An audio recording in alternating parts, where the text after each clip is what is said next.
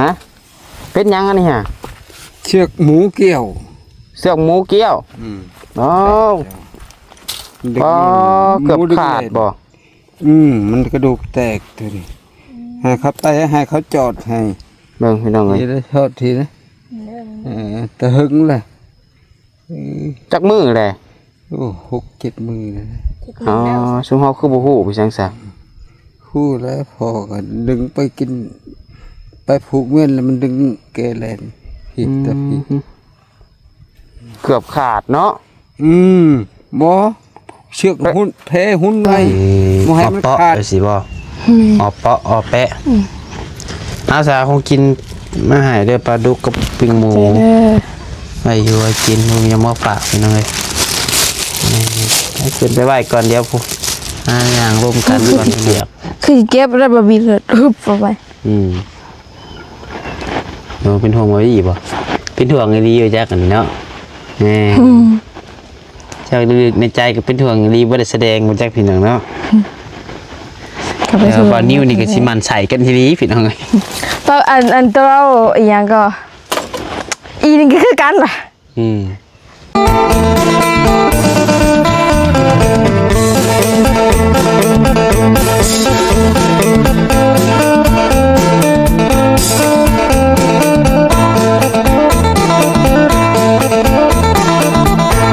พี่น้อง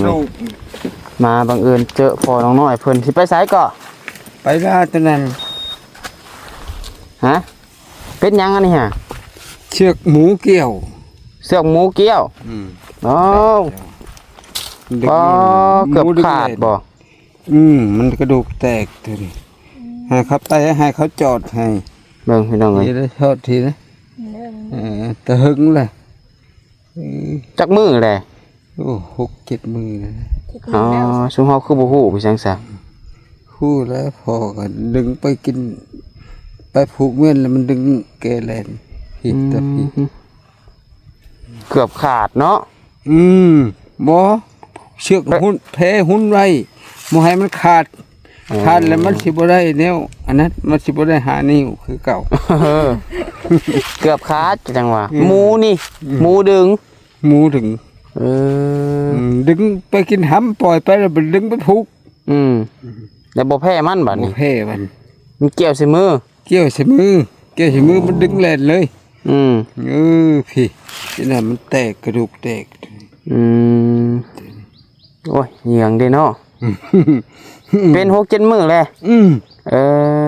ไปให้เขาจอดเขาเป่าให้แล้วให้เขาบ่เจ็บบ่โทบ่โอ้ยบ่เอาเลยพอจนให้เลยจนให้สิได้น้ำตาเหลืองเบิดมือเราจนเน่าเนาะมันจอดเขาไปจอดไปเป่าตะย่าน่ะลิ้นหมูจนบาดขนาดหมูได้นี่ขันงัวจังสิซ้ำได้งัวย่านขาดได้งัวเป็นแห้งกูหมูอีกงัวเกี่ยวพี่เนาะโอ้ยบุญท่านลุยวางไปนำฉันละมดตุนขาดลีเลยขาดเจ็บเนาะขาดที่เจ็บโอ้ตัวไปบอกเขาคอยเมื่อวันเด้อตัวคอยไปอยู่แล้วตัวไปเป่าไปนั่นบ่ไปเขาจอดเขาเป่าให้เขาทอบให้ทอบกระดูกทอบยังให้โอ้ยลำคาญเลยป้าซะโดยไปย่างเมื่อเนาะพี่น้องย่างไปเมื่อเป่าพี่น้องโอ้ยก็ได้ว่าผู้ใดย่างมาแต่ใกล้น้องเกะไปพี่น้องเลยมือเพิ่นถือเชือกหมูสั่นแบบว่าเอาหมูไปกินห้ามกินน้ำไม่ใช่อะไรแบบว่ามันแล่นน้ำใช่แบบมันตื่นนั่นนี่ไปจักแล้วมันต้องใช้เพิ่นไปเกี่ยวใส่มือพี่น้องเลยย่านแม่นแบบนั้นเกี่ยวใส่มือแล้วบัดนี้เชือกขนาดมันห่ามันดึงไปเลยโอ้ยเยืองไปพี่น้องกำลังเดินทางเข้าไปหาทางน้องน้อยเพิ่นเนาะอยู่แหละพี่น้องเลยเอาพี่น้องเลยเนาะตัวโพดโพห่อนดีๆเราอันนี้พี่น้องเลยหลังจากเราเห็นทางพอน้อยเพิ่นย่างเขาเมื่อป้านเขาเมื่อเป่าเขาแหละพี่น้องเลยมาหอดนาลุงน้อยก็มาหอดต้นแหละให้ทางชาเบลคนถ่ายก่อนมันใส่นอนตื่นหนึ่งแหละพี่น้องเลยมีหอดอารมณ์สิถ่ายคลิปอย่างเนาะฮ้อนแท้ฮ้อนว่ามือนี่ ฮ้อนดีรอจนบ่มีฮอดลมฮอดแรงพี่น้องเนาะคือว่าแนวใดพี่น้องบ่เด้อฮ้อนนี่ฮ้อนคักพี่น้องเนาะฮ้อนอบอ้าวนี่นะพี่น้องเอ้ย บอก อ้า ไป ย ทะเลก็ฮอดแบบที่แบบพวกอันล่างจะไปตากแดด จังว่านี่แหละเนาะก็เคยไป มันก็สิฮ้อนคือกันล่ะวะยามมันเนาะคันฝนตกมันก็สิหนาวมันคือกันหั่นล่ะมั้งเนาะเอาพี่น้องเอ้ยทักทายสบายดีเด้อพี่น้องเด้อสบายดีสวัสดีพ่อแม่พี่น้อง FC เบิร์ดทุกผู้สุคนบ่ว่าสิอยู่ฝั่งลาวฝั่งไทยและก็อยู่ทางต่างประเทศนะพี่เนาะก็ยินดีต้อนรับเข้าสู่ช่องสายโกกสายบุญของพ่อกับน้องวัดไส้อีกแล้วพี่น้องเนาะมื้อนี้ก็ได้เดินทางขึ้นมาหาน้องน้อยพี่น้องเอ้ยมื้อที่2ของเดือนก็ฮ้อนโพดโพพี่น้องเอ้ยตายเนี่ยไปใช้มาใช้ก็ยากลำบากเนาะเห็ดหายเห็ดหน้าก็ตายแล้วอันนี้เทวดาก็บ่อยตนมนุษย์เนี่ยบ่เนาะเห็นว่าอยู่สูงเพิ่นบ่ฮ้อนก็ได้ใช่เนาะเทวดาก็บ่ฮู้ว่าเพิ่นฮ้อนบ่ฮ้อนเนาะเจ้าเพิ่นก็สิจมเอ้าอยู่ยักอันว่าเบิ่งแนมเบิ่งลูกหลานเบิ่งคลิปลูกหลานอยู่กะเฮ็ดให้มันเย็นนี่เด้อเทวดาเด้อให้มันแบบอากาศแบบอยู่แบบพอดีแล้วนะบ่ต้องร้อนบ่ต้องหนาวเนาะเอาแบบพอดีอยู่แบบ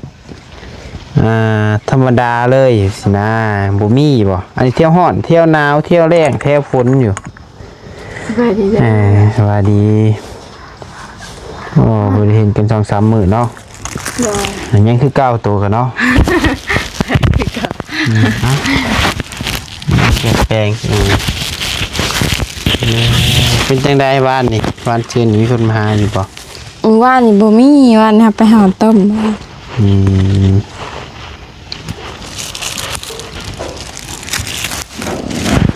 ใช่แต่ชุดใหม่บ่ขึ้นมาซะเนาะที่แรกว่าจะขึ้นมาจะได้บ้านนี่ เลยเอาไปหาต้มว่านี่ ห่อข้าวต้มอยู่ใส่ เพื่อนดี กันเล่นดีได้ไปห่อข้าวต้มบ่ แม่นตอนแจกบ่ตอนแจกเด้ เล่นดีได้ไปห่อข้าวต้มใส่ข้าว แม่นแจกของช่วงก็จะไปเก็บกระดูกก็ฮอ เล่นดีบ่ยาวได้ฮู้บ่พอตาละเสียน่ะหูเมื่อบ่ ไก่เยอะมากอยู่ เมื่ออยู่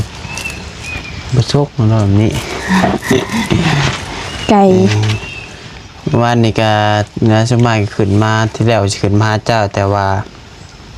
แม่เฮือนบ่ย่าเลยก็เลยบ่ได้ขึ้นมาเลย โดย ก็ไปไถนานี่ ทั้งพูดก็จะไปห่อต้มอีหยังบ่ท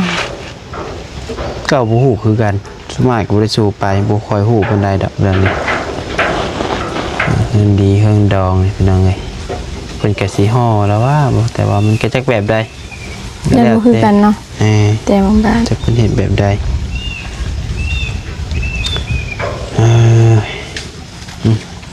รวมมานี่ยังพอมีเฮงกินอีกป้อนอนอยู่ในเปนะพี่น้องเอ้ยเสื้อไปเทื่อหนึ่ง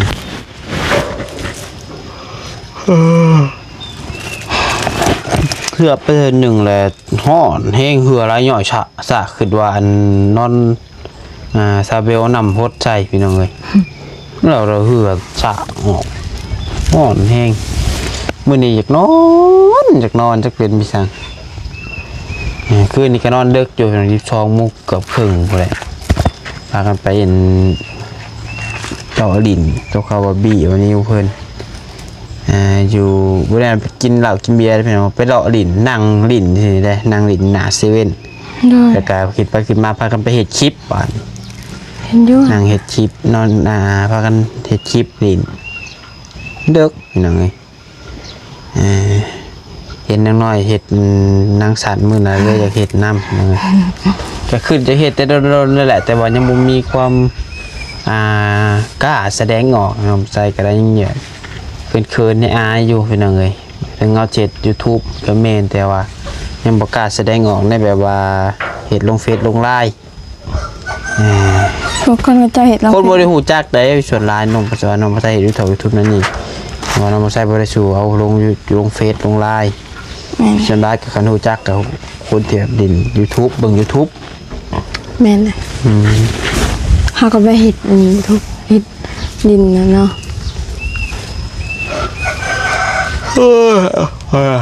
พี่เซิงมันเป็นเฮานอนมื้อนี้เนาะตายแท้ กะฮ้อน โอ้ยเป็นหวัดพร้อมอันนี้พี่น้องกินข้าวกินน้ำแล้วบ่ กินแล้วขอซะ ได้ยังกินเช้า ต้มหน่อไม้ แกงหน่อไม้ ต้ม ต้มหน่อไม้หน่อไม้ยัง ไม่เปาะ หน่อไม้เปาะ โดย ออเปาะสิบ่ออเปาะออแปะอาสาคงกินมาหายเด้อปลาดุกกับปิ้งหมู เด้อ ไว้อยู่ไว้กินบ่มีมาฝากพี่น้องเอ้ยให้ขึ้นไปไหว้ก่อนเดี๋ยวผู้อย่างร่วมกันก่อนพี่น้องเอ้ยบ่ไหวอยู่ฮอดพี่น้องเนาะผมบอกผมไหม้ผู้ใด หมาจะหันใจ ไปพี่น้องเนาะ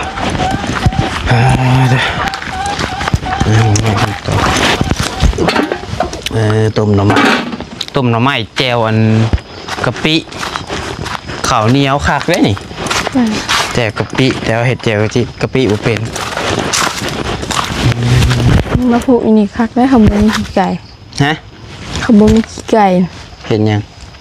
มาผูกเปยยังไง เนาะ เจนคักได้ ตัวขี้ไก่ลายกระดอกกระเดี่ยแม่ตัวไปใช่ ไปเที่ยงไม่เท่า พี่ไม่เศร้าไปยังไงเราดำเลยบอลที่ไม่เศร้า ดำแล้ว ดำเลย เด้สองสามหาย เราดำเลยเราตี โด รถไทยเอาน้ำกันนี่บ่รถไทยอยู่เจ้าฮะก็ไทยไทยมัน ทำไรให้มัน เดี๋ยวใส่รถไทยน้ำกัน บ่ ยังไงเจ๊กโอ้ย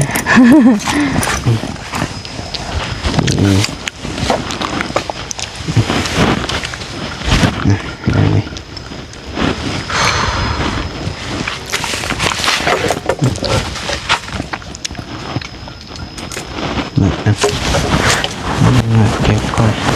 มีงูมีเหี่ยว นี่ดอก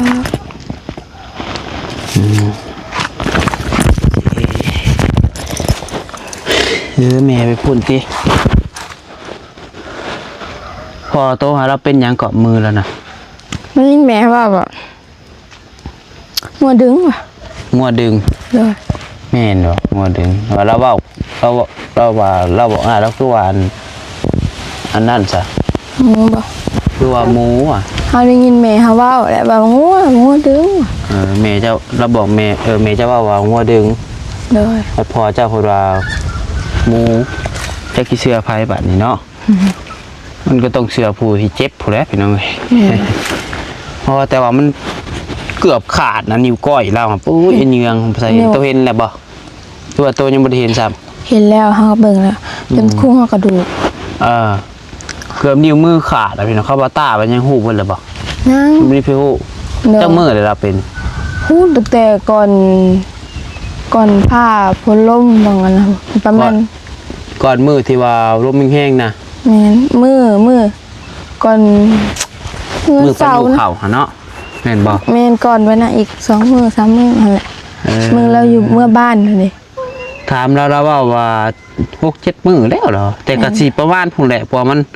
มันเริ่มจอดกันแล้วพี่น้องเอ้ยมันเริ่ม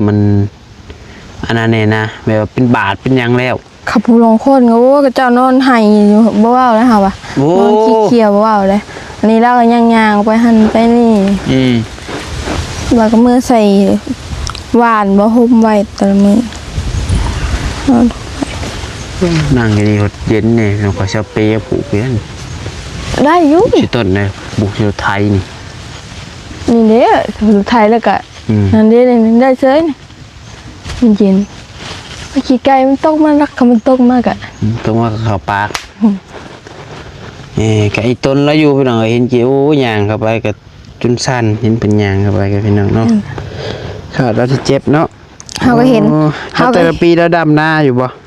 ก็ดำกะเล็กน้อยแล้วก็ไปเลี้ยงวัว ไผเฮ็ด ลี้ยงควาย แต่ละปีหลัก อ้ายจะอ้ายเราไทยรถบ่เป็นแล้วก็ ๆบ่แบบว่าดำนะเราบ่ดำบ่ซะ ดำนำนา1 2นาแล้วก็ไปเลี้ยงวัวเลี้ยงควาย ไม่รักไผดำ เฮาแม่ เอ่อ 2 คน เพราะว่าเพิ่นก็เฒ่าแน่นะเป็นนก็นำมาใช้ตามบ่เห็นบ่เฒ่าอยู่เที่ยงกะนี่แหละเพิ่นบ่ได้ชูเฮ็ดจังดอกแบบว่าเพิ่นอายุหลายได้เฮ็ดเกี่ยวมันบ่ได้มันได้เพียงเนาะดำอยู่เล็กน้อยแล้วก็ไป แม่นเลย ก่อน ดำเด็กน้อย บ่ต่ำได้60พอน้อยๆนี่พี่น้องเอ้ย 60กว่าแล้ว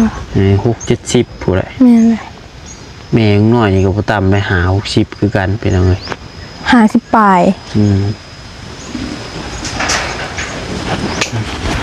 เราบ่ได้บอกเขาได้เราตัวเราเจ็บเราบ่ได้บอกพอเฮาเห็น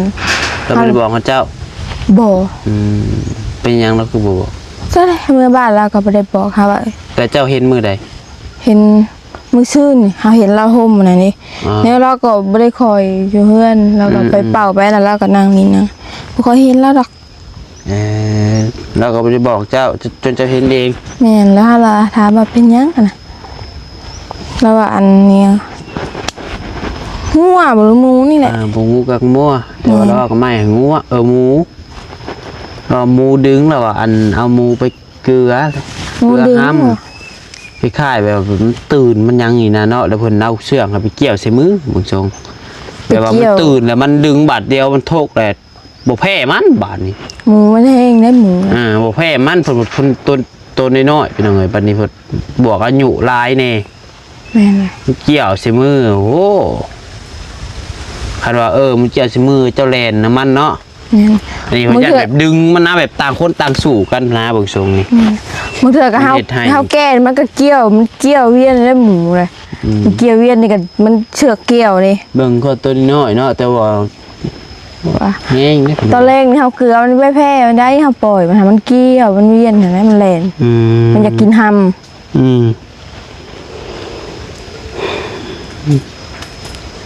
ก็เหยืองไอเห็นโอ้ยอยู่รับบ่อเลยทีแรกถามว่าไปใช้ไปหน้าทุ่มไม้เพิ่นน่ะไปหน้าต้นไม้พุ่นแหละว่ะเวลาเพิ่นยืนให้มือนี่เบิ่ง เพิ่นยืนให้อ้ายเบิ่งเป็นหยังอ่ะน่ะหมูพุ่นน่ะ เฮาอะไรจะไปบอกได้เลยเป็นจะไปห้อง สิวานเลยพี่น้อง ขับผู้ลางคนโอ้ยเจ็บดีได้จนคู่หัวกระดูกเนาะ ก็กำนี่ก็แม่นนิ้วขาดน่ะ แม่นเลย น้ำเบิ่งกระหูพี่น้องเอ้ยก็แม่นนิ้วขาด แม่นเลย นิ้วก้อยใช่ไหมโอ้ยอันยังว่าดัง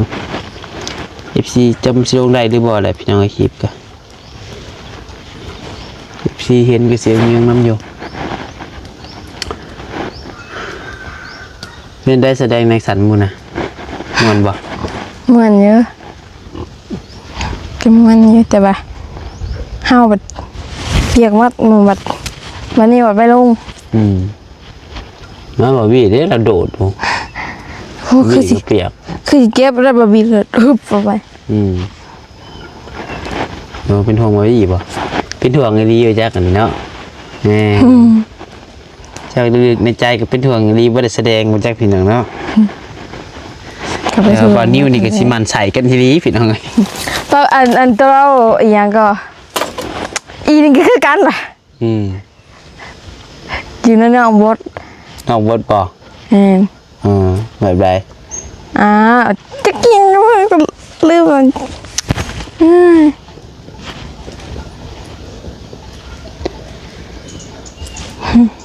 แล้วอีนี่คือกันบ่สันดานมาสิบ่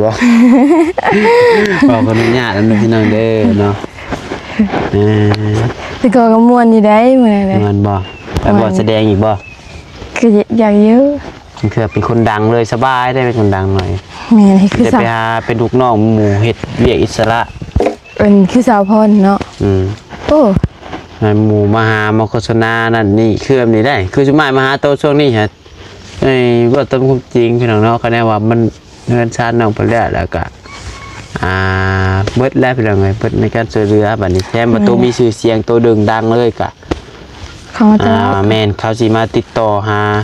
ให้โตโฆษณานั่นโฆษณานี่ให้เฮ็ดนั่นเฮ็ดนี่ดึงโตไป แม่ เอ นะ อ โอ้ เห็นเป็นคนดังเป็นยังไงเนาะ แม่ มันก็มีข้อดีหลายอีกอย่างเฮาก็บ่ได้บ้านเฮาก็ได้อาชีพเลย แม่นะ เออเฮาก็เฮ็ดยังไงเอาจังได้ก็พากเบิ่งถ้าติดตามเพื่อน้องมาใช้ก็สิเฮ็ดอยู่เป็นเนาะเดี๋ยวสร้างเพจสร้างหยังขึ้นมาก่อนเสียดแบบตบตีซาวเบลนี่พี่น้องเนาะตีแท้ๆแต่บ่ได้เฮ็ดจังได๋เตะปากโลดพี่น้องเนาะว่าหลายเตะปากโลด เอาทางลัดเลยบ่ ดึงยินดอกเนาะไปจอยขี่เมื่อถ้าบ่เห็นคนตั้งกล้องขอนใส่โลดหั่นชุบเอาจากอันร้อยถุง หอนว่าลอยถุงซาเบล โอ้เห็ดป่าชิวชินมูลแหล่เอา เนาะแต่ก็ไปเจก ตากแห้งบานนี่ตากแห้งแต่ก็เอามันมาแต่มือก็เอามาผ่าตัวมือละทุ่งมือละทง บ่ได้เฮาก็บ่กินแล้วเฮาก็ฮู้จักเด้ แจ๊กนะตัวอยากกินเด้อชินหมูแล้วก็ระวังเด้อชินคนได้เป็นชินหมู เดี๋ยวเรามาล่ะ เอ้ายังไงเนาะเป็นได้จะเรื่องเรื่องชาติยังมีแฟนมาแจ้งยังบ่ ยัง บ่มีเลยเงียบสมอยช่อยจิต โดย ก็เบาตาเบาตี้กับบ่มีติ ยัง บ่นิวบ่เน่า งบตอนนี้ยังบ่มีภายเลยบ่มีแต่น้ำอ้ายหา600,000นี่บ่ โดย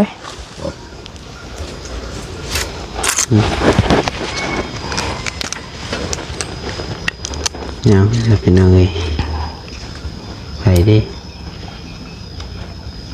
เสียงรถตัวนี้ไปวะเบาตา บ่นิว เสร็จบอกอันนิวซื้อน้ำมาให้แน่เบลถามมันว่าเข้ามาอยู่บ่สิคันเข้ามาซื้อน้ำบ่เสือตุกใหญ่มาให้ได้ตุกนึงยันน้ำบ่พอกินพี่น้องยันน้ำสิเบิดเลย บ่จ้าแล้วว่าตอนแรกเราขึ้นไป เราจะขึ้นมาบ่มึง ขึ้นลงเทื่อแล้วว่าตอนแรกเด้อ อืม เราไปฉีดยาบ่แล้วเสร็จหาวซะ อืม ฉีดยาคายา อืมอืม ไอ้แล้วแล้วบ่ไถนา ยังนา3-4ให้อะไรตัวให้ใหญ่คือเห็นนั่นแหละ คือบ่นิวแม่นบ่ บอบบี้ บ่จ้าเราก็ขี่ไว้กัน โมเมนต์ บ่นิว ดิ นิวดินิวมันมาเลยขี่วิบากมาบี้โอ้ย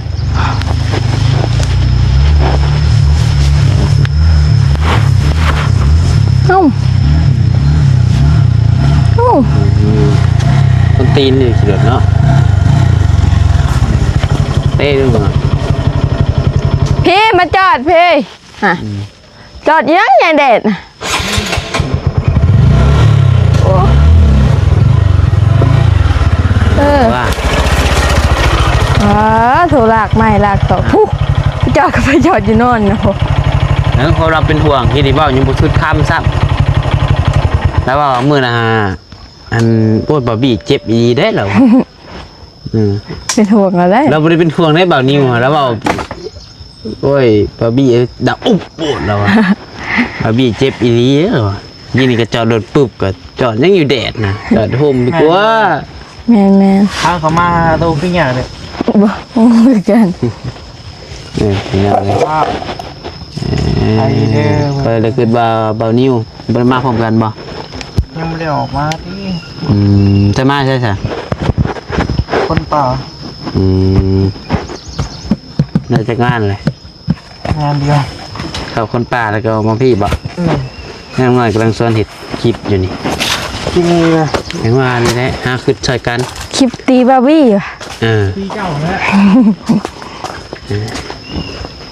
คือช่วยกันเด้เราได้ยังไงนะ ได้มะม่วง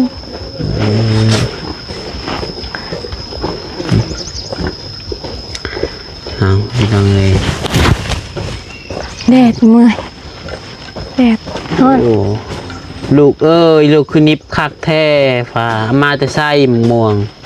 บ่มาแต่เถียงไม่เท่า เป็นอะไรผัวนะ อาเจ็บมือ เป็นอะไรแต่คือว่าเจ็บมือ เอาเชือกงัวเกี่ยว เสือกงัวบอกคือหมู งัว เวลาว่าคือว่าหมูใช่ บ่เลยบากควายไปบ่หน่อย ใช่ เฮ้ยเฮ้ย แล้วก็ได้นอกผัวว่าปัดผัวผู้เพิ่นเจ็บปวดหมูว่ะ งัวอะไรลูก บัดเมียเขา คือเหม็นแทะรถนั่น งัว คือเหม็นแทะบ่เบ้รถเจ้าคือเหม็นแทะ มีขี่งัวตามทางอ่ะแหละ เหม็นได้เลย ขี้หินขี้ต้ม อืม บ่อนนั่นนี่ บวกควายเด้เออ คือสี่มีงูเนาะต้นนี้เนาะ บ่มีเด้ ผมมีเหรอ บ่มีเฮานี่ ค้อน โอ้ไปขี่ลงให้หน้าหุ่นมินอะไรกันนิดหน่อยเอาพี่น้องเอ้ยถือว่าสำหรับคลิปนี้กับมีอย่างไรได้อพี่น้องเด้อถามไทยนางน้อยเพิ่นเนาะผมก็ใช้ขอลำลาไว้ก่อนอยู่ดีมีแห้งวัดสุขุสุขคนพี่น้องเอ้ยเดี๋ยวจังว่ากันใหม่เนาะสำหรับคลิปนี้ไปแล้วเด้อพี่น้องเด้อสบายดี ไปนี้ สวัสดี